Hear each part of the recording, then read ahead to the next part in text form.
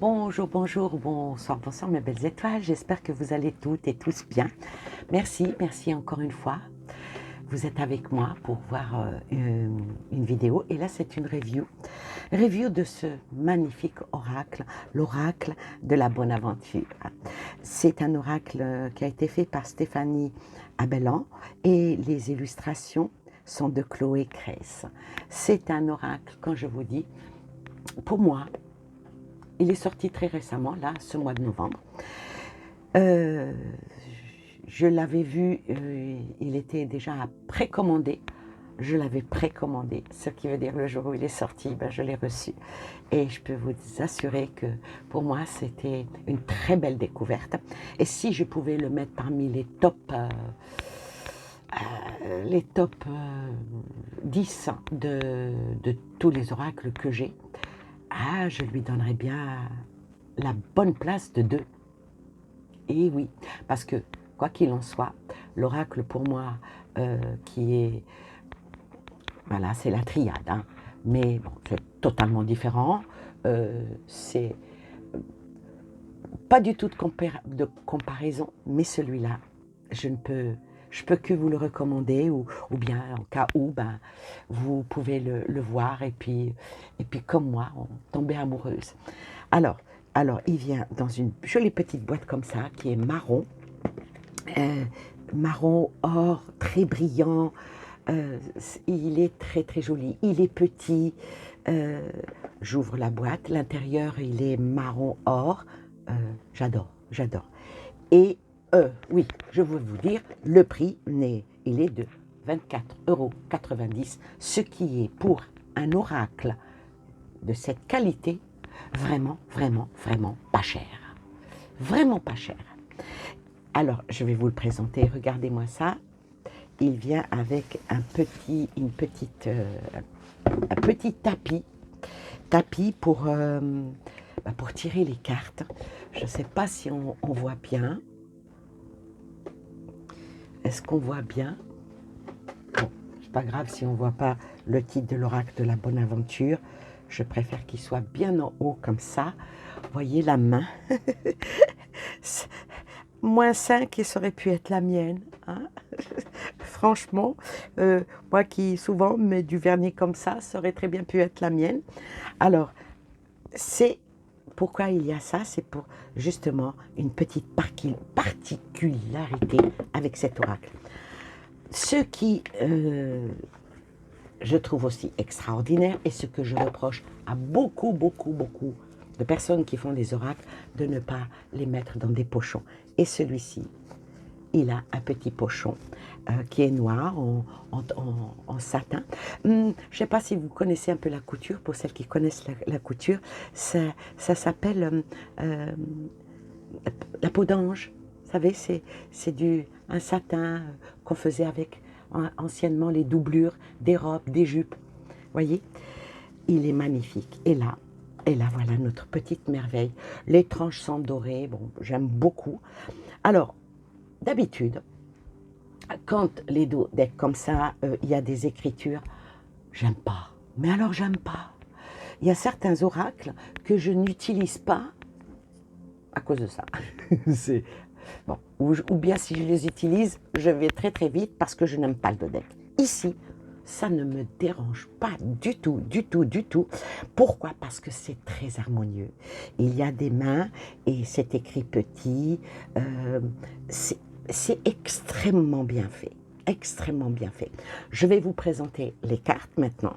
Bon, je les ai regardées, j'ai pas pu résister. Et puis bon, bah, là c'est un hasard, le présage. Hein. Pour moi, cet oracle, euh, il est il est plus pour la voyance. Hein. Bon, on peut faire des guidances avec, mais plutôt pour la voyance, ou bien le travailler avec un autre oracle pour appuyer. Mais je crois qu'il est assez complet comme ça. Ce qui me plaît énormément dans cet oracle, c'est aussi la diversité. La diversité des images, c'est bien fait, c'est brillant, c'est beau, c'est pas trop chargé, c'est bien cadré. Il n'y a rien à dire.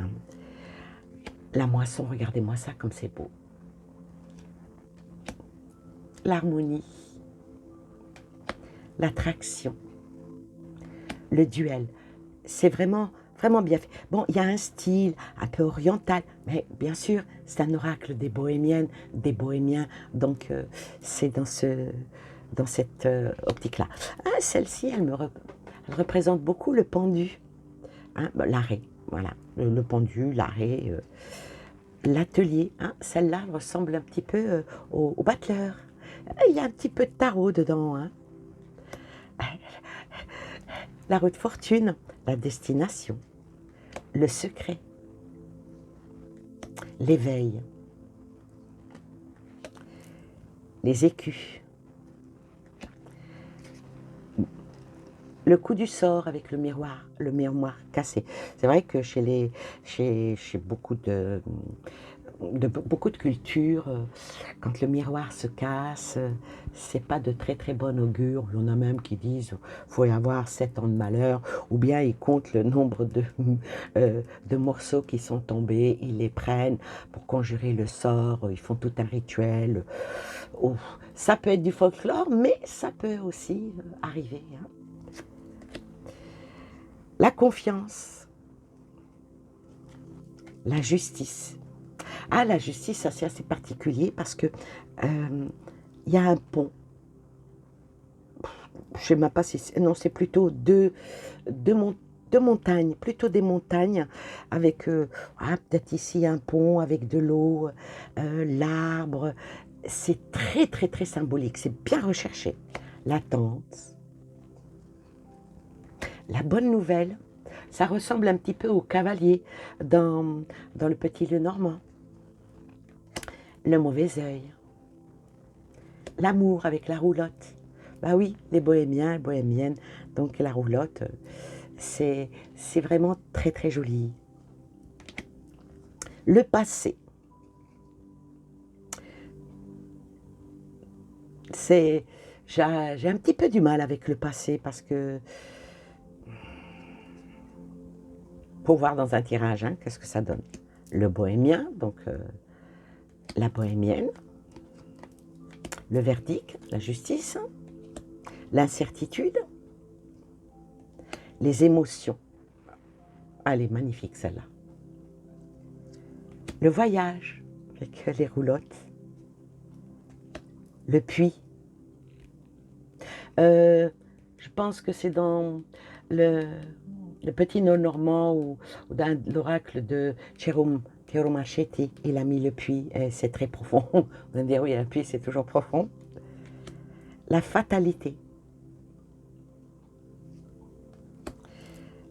La famille. L'oubli.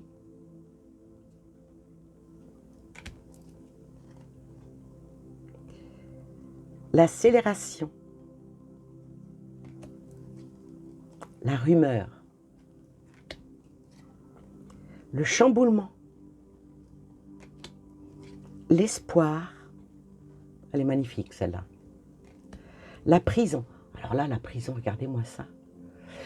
Vous voyez, des fois, on est dans une prison dorée. Hein. La boule de cristal. C'est une bohémienne, donc il y a une boule de cristal. Elle ressemble un petit peu... mais bon, moi, elle est blanche, la mienne. Attendez, regardez le socle. Le socle, il ressemble beaucoup. Hop là. Là, la boule de cristal. Les réponses. Bon, les réponses, là, des runes, oui, pourquoi pas. De toute façon, les bohémiens, ils voient dans les runes, ils voient dans les coquillages, dans les osselets, dans les baguettes, dans le marc de café,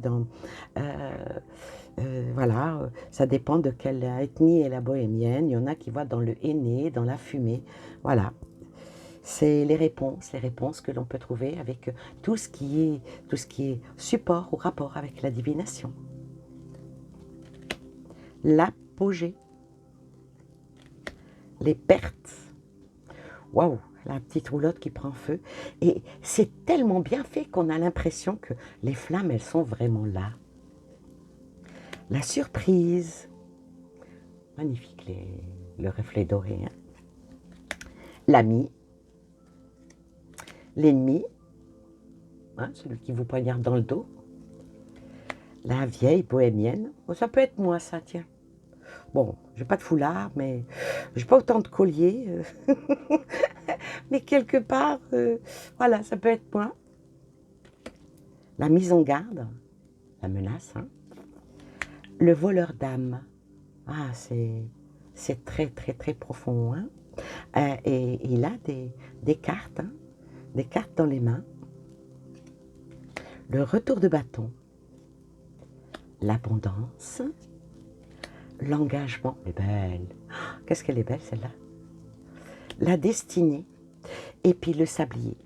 Alors, d'après ce que j'ai compris dans le livre et comment que l'on peut procéder, bon, moi, je crois que vous me connaissez, je n'aime pas trop le livre, il est ici, il est très beau, il est très bien fait, il est petit, il est propre, il est net, c'est picobello, bravo, bravo, bravo, bravo à Stéphanie qui a fait un travail magnifique. Magnifique, ma chérie, magnifique. L'écriture est très belle.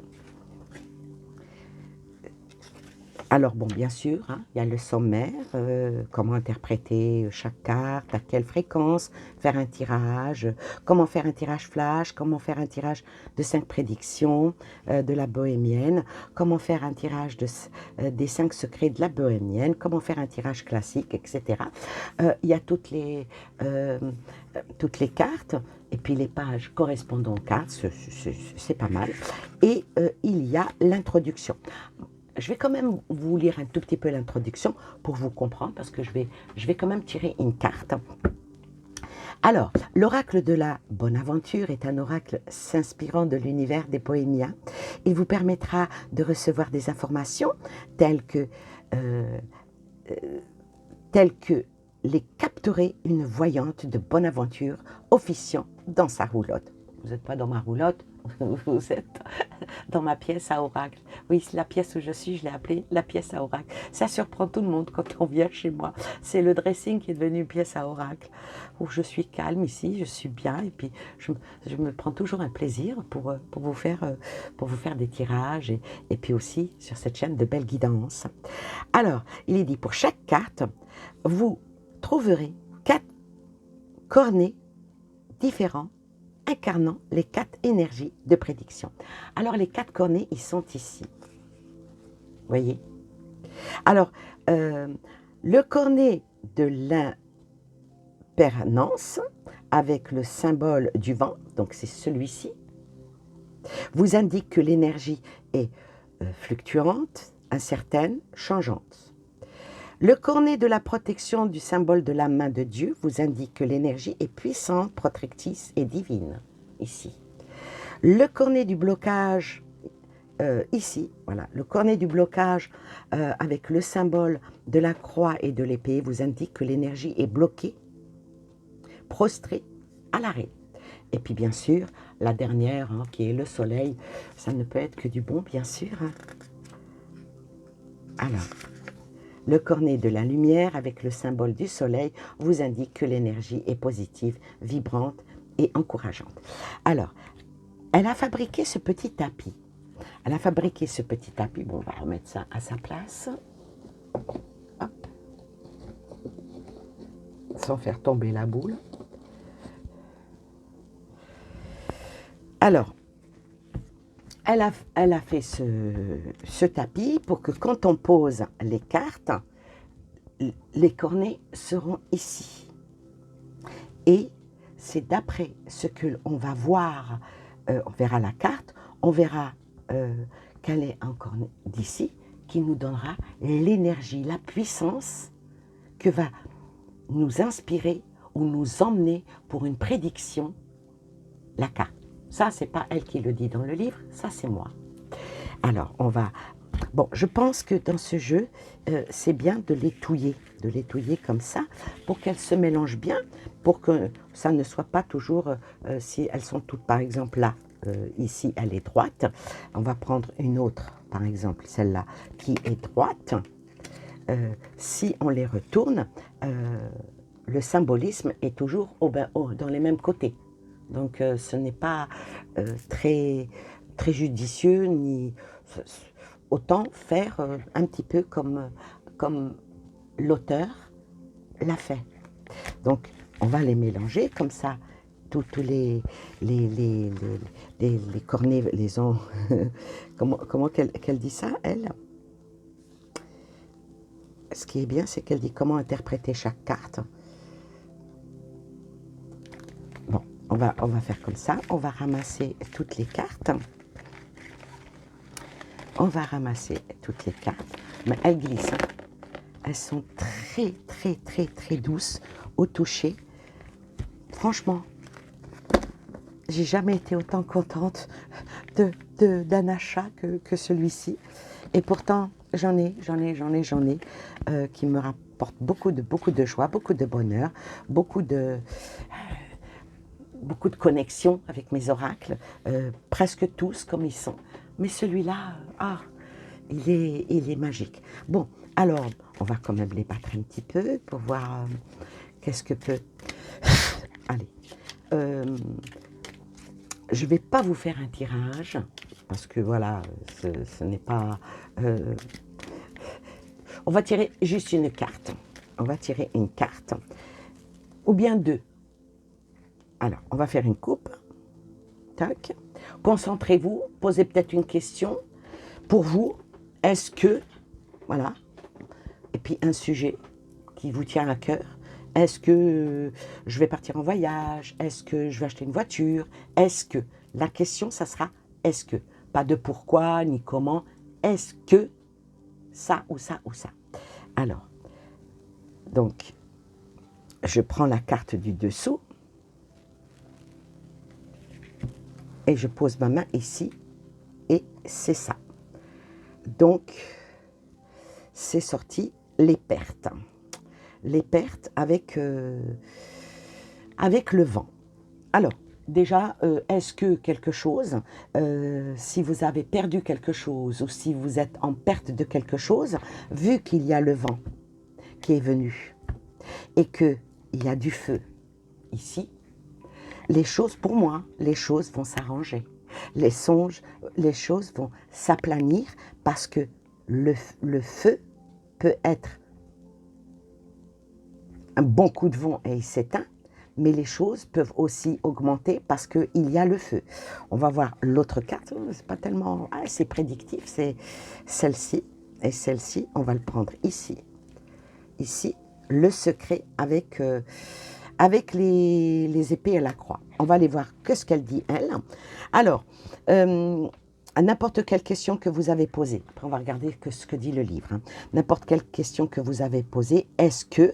Alors, pour moi, il faut que vous gardiez le secret sur ce que vous avez l'intention de faire. Est-ce que je vais acheter une voiture? Faire attention aux finances, par exemple. Faire attention aux finances. Si vous mettez trop d'air et trop... Vous pouvez éteindre le feu comme vous pouvez vous retrouver à la banque au rouge. Mais surtout, il faut garder le silence. Il faut garder le silence parce que vous risquez, par exemple, de perdre une affaire. On va voir qu'est-ce que dit. Alors, c'est la 19 et la 47. Alors, la 19...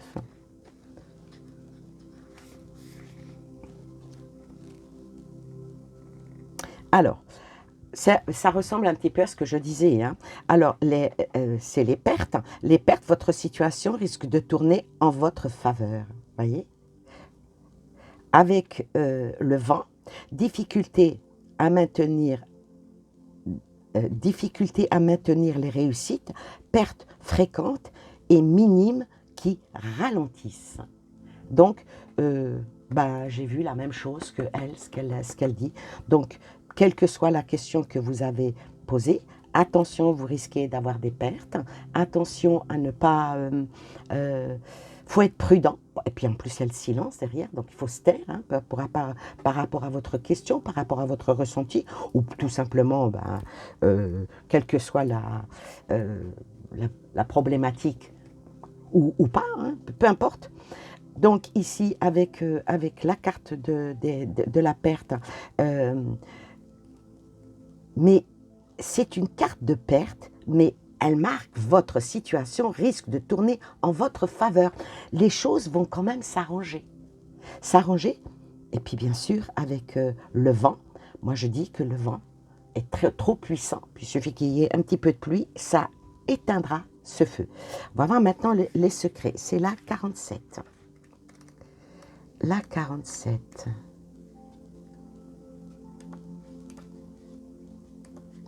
La 47, les choses ne vous sont pas totalement, ne vous sont pas totalement révélées. Et c'est sorti l'épée et la croix, secret caché, mensonge, trahison. Alors, moi je dirais ici que par rapport à ces deux cartes-là, maintenant les questions, c'est, je ne sais pas quelle question vous avez posée, c'est pas totalement négatif, mais ça amène, les deux cartes vous demandent de la prudence. Soyez prudent à ce que vous dites, soyez prudent à quand on vous parle, ne pas trop faire confiance parce que ici, on peut vous cacher des choses, on peut vous mentir, on peut vous trahir. Et si on arrive à vous trahir, on arrivera à mettre le feu quelque part, que ce soit dans votre cœur, que ce soit dans votre esprit, dans votre, parce qu'il y a une perte. Donc, pour éviter la perte aussi, évitez de trop parler, restez plutôt dans le silence, parce que, comme on dit, la parole est d'or. Non, c'est plutôt le contraire. La parole est d'argent et le silence est d'or. Et sur ce, moi je vous souhaite plein de belles choses à vous et aux vôtres. Par contre, avec ce jeu-là, eh ben, je vais oser, sur mon autre chaîne, faire un tirage, et puis je mettrai à l'honneur une certaine femme. Voilà, je vous souhaite plein de belles choses et je vous dis à très bientôt pour une nouvelle vidéo, par peut-être un nouvel oracle que j'ai reçu aussi, qui est l'oracle des guerriers lumière, que je vous présenterai, qui est totalement différent. Celui-ci est fait pour la voyance et celui-ci est fait pour les guidances. Voilà, bye bye.